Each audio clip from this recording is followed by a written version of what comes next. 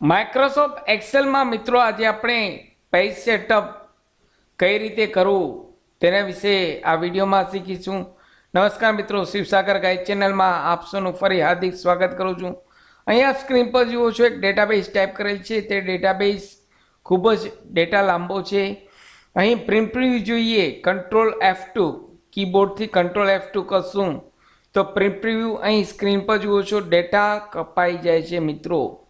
તો અહીં આ જે ડેટા કટ ઓફ થઈ જાય છે તે આપણે એક જ પેજમાં લેવો છે. ધ્યાનથી મિત્રો સાંભળજો. કંટ્રોલ F2 કરું છું. કંટ્રોલ F2થી જુઓ છો અહીં સ્ક્રીન પર જે કંઈ ડેટા છે, જે ડેટા છે તે કપાઈ જાય છે. અહીં લાસ્ટ કોલમ જે છે 3 આવતા નથી. તો અહીં સૌ પહેલાં તો અહીં પેજ લેઆઉટમાં અહીં ઓરિએન્ટેશનમાં લેન્ડસ્કેપ લઈ લેશો મિત્રો.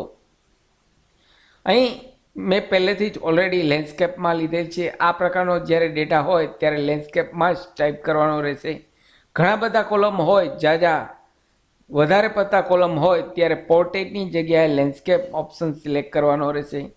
હવે માર્જિનની વાત કરીએ તો અહીં માર્જિન બાય ડિફોલ્ટ નોર્મલ છે. માર્જિનની વાત કરીએ તો અહીં બાય ડિફોલ્ટ નોર્મલ છે. નોર્મલમાં અહીં કસ્ટમ માર્જિનમાં જઈ અહીં આપણે થોડું ઘણું માર્જિન સેટ કરી શકીએ છીએ. લેફ્ટ ને રાઈટ જે છે માર્જિન રિડ્યુસ કરું છું.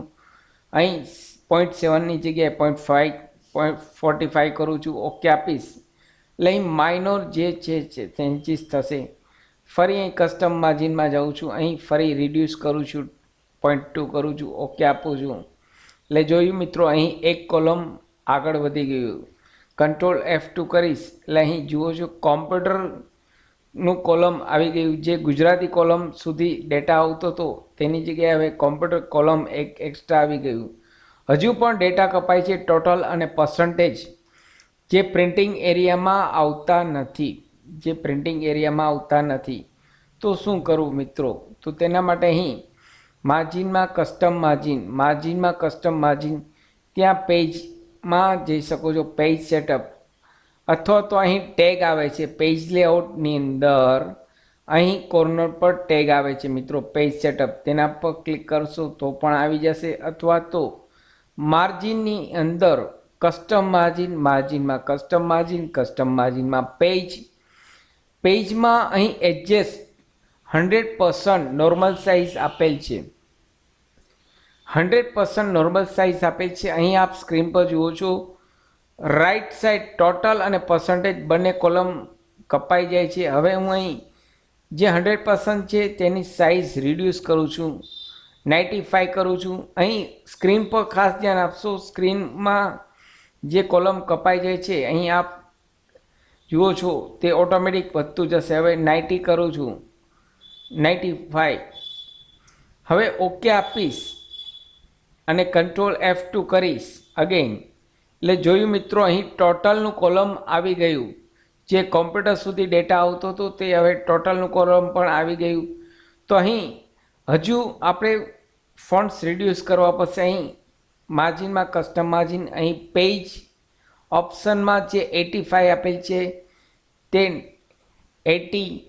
75 ઓકે આપીશ એટલે અહીં જોયું મિત્રો ડેટા અહીં વધારે ડેટા આવી ગયો. હવે તમામ ડેટા અહીં આવી જાય છે.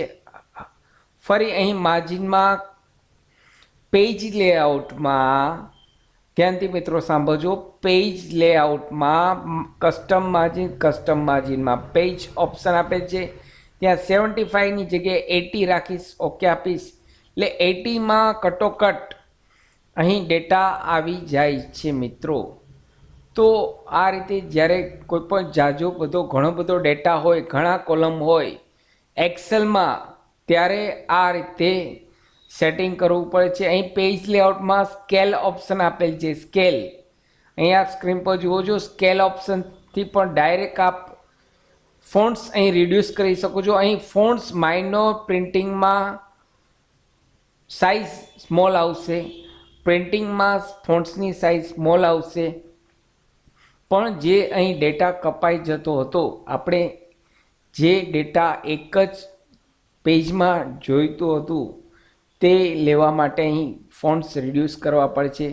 તેના માટે અહીં ડાયરેક્ટ પણ અહીંથી કરી શકો છો, જે 100% આવે છે, બાય ડિફોલ્ટ 100% આવે છે. તેની જગ્યાએ અહીં 80 ડાયરેક્ટ પણ લઈ શકો છો, અથવા તો માર્જિનમાં જઈ કસ્ટમ માર્જિનમાં આપ અહીં પેજ ઓપ્શનમાં સેટ કરી શકો છો. હવે ફિટ ટુની વાત કરીએ, one of word.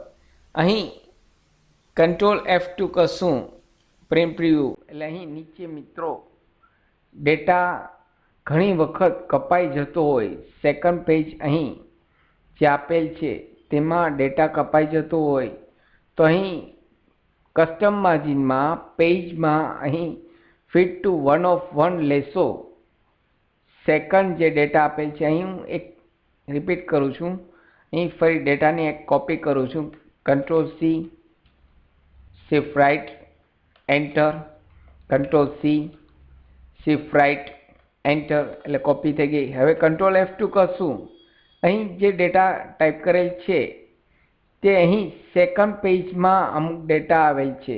Last row જે છે અહીં 24 આપી દઉં છું, 25 આપી દઉં છું. હવે લાસ્ટ રો જે છે તે નેક્સ્ટ પેજમાં આવેલ છે, તે અહીં ફર્સ્ટ પેજમાં જ લેવી હોય તો અહીં માર્જિનમાં, કસ્ટમ માર્જિનમાં પેજમાં જઈ પેજ વન ઓફ વન લઈ ઓકે આપશો અને કંટ્રોલ F2 કરશો એટલે અહીં લાસ્ટ જે રો હતી તે પણ ફર્સ્ટ પેજમાં મિત્રો આવી ગઈ.